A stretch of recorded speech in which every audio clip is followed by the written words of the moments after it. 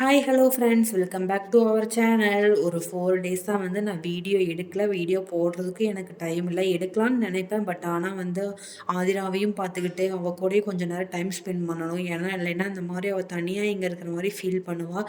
இவளுக்கு இங்கே விளையாடுறதுக்கும் யாரும் இல்லை. ஸோ அதனால் அந்த மாதிரி ஃபீல் ஆகிடக்கூடாது அப்படிங்கிறதுக்காக நான் கொஞ்சம் நேரம் அவள் கூட விளையாண்டுட்டு அப்படியே அதை இதே செஞ்சுட்டு இருக்கிறதுனால வீடியோ என்னால் எடுக்க முடியல. அதுக்கப்புறம் கீழே பார்த்தீங்கன்னா ஒரு அண்ணா மல்லிகைப்பூ கொண்டு வந்திருந்தாங்க. இங்கே மோஸ்ட்லி ரோஸும் செவந்தியும் தான் நிறையா கொண்டுட்டு வராங்க. இங்கே மல்லிகைப்பூ கிடைக்கிறது ரொம்ப ரேராக இருந்துச்சு.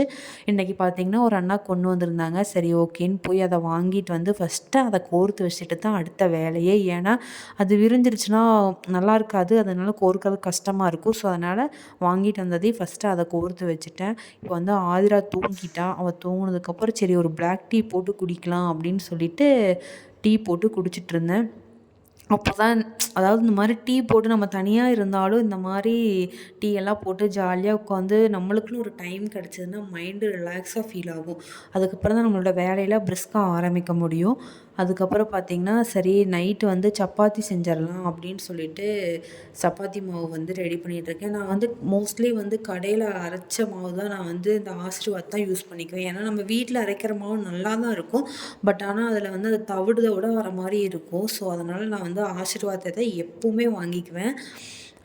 அதுக்கப்புறம் பார்த்திங்கன்னா ராகி மாவு எங்கள் ஊரில் பக்கத்தில் ஒருத்தர் அரைப்பாங்க. ஸோ அதனால் அங்கேருந்து வாங்கிட்டு வந்துடுவேன்.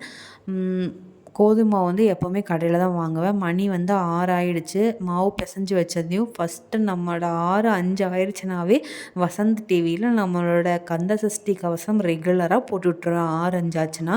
ஏன்னா அந்த பாட்டு கேட்குறப்ப மைண்டில் ஒரு ரிலாக்ஸ், நம்மளுக்காக ஏதாவது ஒரு வேலை செஞ்சுட்டு இருக்கிறப்ப நம்மளை அறியாமலே ஒவ்வொரு நாளைக்கும் ஒரு மாதிரி ஃபீல் ஆகும். அது உண்மையாலுமே நல்லாயிருக்கும். ஸோ அதனால் எப்போவுமே ரெகுலராக நான் 6:10க்கு கந்த சஷ்டி கவசம் வசந்த் டிவியில் போடுவான், நான் போட்டு விட்ருவேன். அதுக்கப்புறம் பார்த்திங்கன்னா சரி குருமா என்ன பண்ணலான்னு யோசிக்கிறப்ப தான் 2 நாளைக்கு முன்னாடி வீட்டிலே சரி கொஞ்சமாக பன்னீர் ட்ரை பண்ணலான்னு பண்ணேன். ஆனால் உண்மையாலுமே சூப்பராக வந்துருந்துச்சு பன்னீர். சரி அதை வச்சு பன்னீர் கிரேவி ரெடி பண்ணிடலாம் அப்படின்னு சொல்லிட்டு பட்டாணி ஊற வச்சுருந்தேன் காலையிலேயே. ஸோ அதை வச்சு ஒரு கிரேவி மாதிரி செஞ்சுருந்தேன். ஆனால் டேஸ்ட்டு வேறு லெவல் இருந்துச்சு. வாங்க எப்படி பண்ணுறதுன்னு பார்க்கலாம். ஃபஸ்ட்டு நம்ம குக்கரில் கொஞ்சமாக எண்ணெய் சேர்த்துக்கலாம், இல்லை நெய் சேர்க்கறனாலும் சேர்த்துக்கலாம். அதுக்கப்புறம் பிரியாணி தலை, கல்பாசி இதெல்லாம் சேர்த்ததுக்கப்புறம் ஒரு பெரிய வெங்காயம் ஆட் பண்ணிக்கலாம். பெரிய வெங்காயம் ஆட் பண்ணதுக்கப்புறம் இஞ்சி பூண்டு பேஸ்ட் ஆட் பண்ணிக்கலாம். நல்லா வதக்கி விடுங்க. கொஞ்சம் நல்லா ப்ரௌனிஷ் ஆகட்டும்.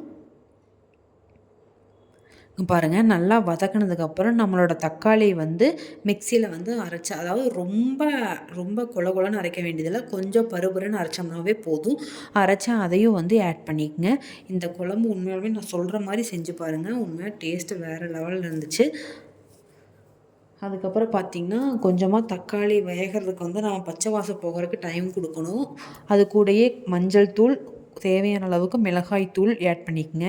காரம் எந்த அளவுக்கு வேணுமோ அந்தளவுக்கு நம்ம ஆட் பண்ணிக்கலாம். அதுக்கப்புறம் இந்த மசாலாவுக்கு தேவையான உப்பும் நம்ம ஆட் பண்ணிக்கலாம். இங்கே பாருங்கள், உப்பு ஆட் பண்ணதுக்கப்புறம் கொஞ்சமாக சர்க்கரை ஆட் பண்ணிக்கங்க. சர்க்கரை ஆட் பண்ணதுக்கப்புறம் நல்லா மிக்ஸ் பண்ணி விட்டுட்டு கொஞ்சம் நேரம் நல்லா பச்சை வாசம் போகிற வரைக்கும் நல்லா மிக்ஸ் ஆகட்டும். தக்காளியும் கொஞ்சம் நல்லா வெந்து வரட்டும். ஒரு 5 மினிட்ஸ் இருந்தோம்னா போதும். அதுக்கப்புறம் நம்ம பார்த்திங்கன்னா நம்மளோட பச்சை பட்டாணி இதில் ஆட் பண்ணிக்கலாம். நான் கடையில் வாங்கிட்டு அப்போவே தொளிச்சு ஆட் பண்ணுற பட்டாணி யூஸ் பண்ணல. நான் எப்போவுமே சுண்டல், பச்சை பட்டாணி 2மே ரெகுலராக வாங்கி வச்சுருப்பேன். எப்போ வேணுமோ அப்போ காலையிலேயே ஊற வச்சு அதைத்தான் நான் ரெகுலராகவே யூஸ் பண்ணிக்குவேன். அதுக்கப்புறம் நம்ம ஒரு உருளைக்கிழங்கும் அதில் ஆட் பண்ணிக்கலாம். உருளைக்கிழங்கு போட்டாவே பச்சை பட்டாணிக்கு டேஸ்ட் நல்லாயிருக்கும். ஸோ அதனால் உருளைக்கிழங்கை நம்ம ஆட் பண்ணிக்கலாம். இந்த உருளைக்கிழங்கு, பச்சை பட்டாணி, பன்னீர் இதெல்லாம் சேர்ந்து அப்படியே சப்பாத்தியில் வச்சு ரோல் பண்ணி சாப்பிட்றப்ப டேஸ்ட்டு வேறு லெவலில் இருக்கும். அதுக்கப்புறம் இதெல்லாம் சேர்த்ததுக்கப்புறம் கொஞ்சமாக தண்ணி ஆட் பண்ணி மூடி வச்சுருங்க. ஒரு 4 to 5 விசில் வர வரைக்கும் நல்லா வேக வச்சு எடுத்துக்கலாம்.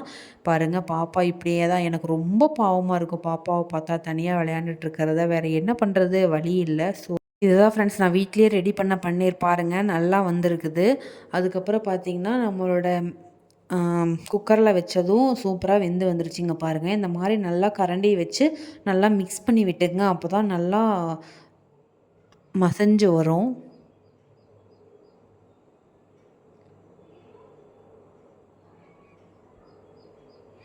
அதுக்கப்புறம் கேஸை பற்ற வச்சுக்கங்க. குழம்பு பார்க்கறதுக்கே நல்லா இருக்குது பாருங்கள். நீங்களும் ஒரு டைம் கண்டிப்பாக ட்ரை பண்ணி பாருங்கள். பன்னீர் வீட்லேயே சூப்பராக ட்ரை பண்ணலாம். நல்லா இருந்துச்சு. இங்கே பாருங்கள் எப்படி இருக்குன்னு. நான் வீட்டிலேயே செஞ்ச பன்னீர்னா என்னாலேயே நம்ப முடியலன்னா பார்த்துக்கங்களேன். அதனால நான் இனிமேல் எப்போவுமே வீட்டிலேயே பன்னீர் செய்யலாங்கிற முடிவுக்கு வந்துட்டேன். அந்த வீடியோ நான் எடுத்து வச்சுருக்கேன். கண்டிப்பாக நெக்ஸ்ட் டைம் வந்து அப்லோட் பண்ணுறேன்.